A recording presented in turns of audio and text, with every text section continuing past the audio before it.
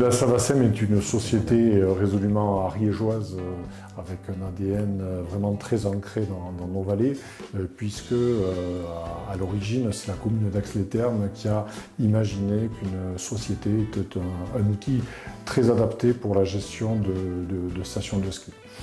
Et rapidement, la communauté des communes de la Haute-Ariège et le département de l'Ariège à leur côté, eh bien, cette société a été créée avec des partenaires privés qui sont venus compléter le tour de table financier. Et cette société a commencé sa vie dans nos vallées, ici, entre Ax-les-Thermes, qui est une station structurée avec des moyens techniques, RH et autres, et la petite station d'Ascoupaillère voisine qui avait sans doute moins de facilité à s'organiser. Aujourd'hui, donc, nous avons 3 stations, puisque ce sont les 3 principales stations de ski alpin du département, donc Ax, Guise et Mondolme. On va dire une 50-60 personnes à l'étiage quand on est au minimum, 300 personnes durant les vacances de février, puis tout au long de l'année, on a des fluctuations importantes, puisque ce qui fait notre ADN, eh bien, c'est la saisonnalité.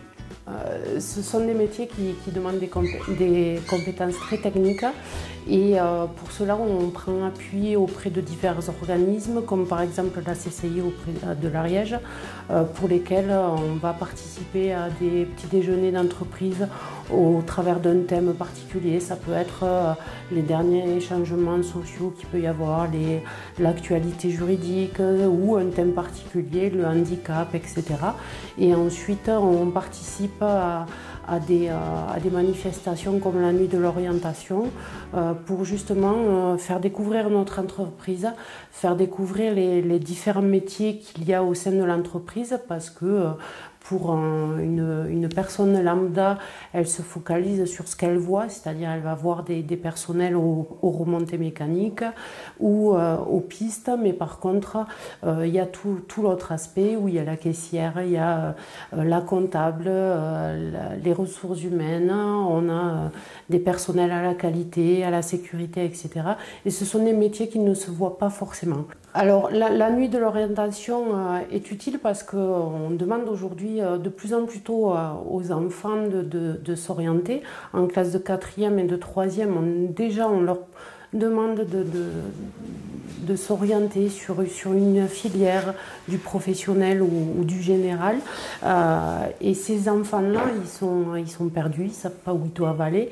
Et le fait de faire de la nuit de l'orientation, de pouvoir leur présenter différents métiers qui sont dans leur vallée et dans leur territoire, ça leur permet de se projeter un petit peu plus sur ce qu'ils peuvent faire après, s'ils souhaitent rester dans le territoire. Parce que l'objectif aussi de ce genre de manifestation, c'est d'essayer de garder aussi nos compétences, nos enfants dans nos vallées et dans notre territoire. On traite du gros volume, on a parlé de 300 emplois dans nos vallées, c'est pas évident.